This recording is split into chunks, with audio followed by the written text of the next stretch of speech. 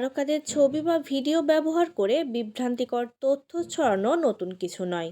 গেল আগস্টে এমন পরিস্থিতির শিকার হন অভিনেতা জিয়াউল ফারুক অপূর্ব। আবারও ঘটল একই ঘটনা। নিজের ছবি ব্যবহার করে বিতর্কিত রাজনৈতিক বক্তব্য প্রচার করা হচ্ছে, যা ভিত্তিহীন ও মিথ্যা বলে দাবি করেছেন অপূর্ব।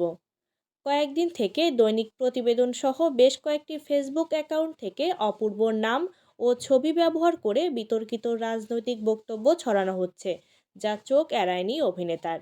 শুক্রবার বিকালে ভুয়া ফটোকার্ডগুলো নিজের ফেসবুক পেজে শেয়ার করেন অপূর্ব।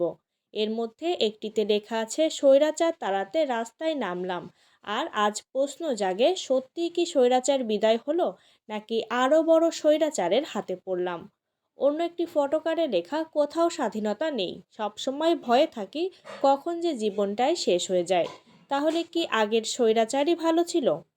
এই ফটোকার্ডগুলোর বক্তব্য তার নয় বলে স্পষ্ট জানিয়েছেন অপূর্ব।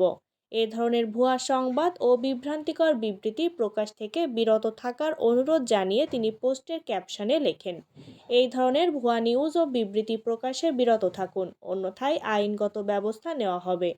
প্রসঙ্গত, গেল আগস্টে প্রায় 7 মাস যুক্তরাষ্ট্রে কাটিয়ে দেশে ফিরে একমাত্র সন্তানকে সারপ্রাইজ দেওয়ার একটি ভিডিও সামাজিক মাধ্যমে ছড়িয়ে পড়ে।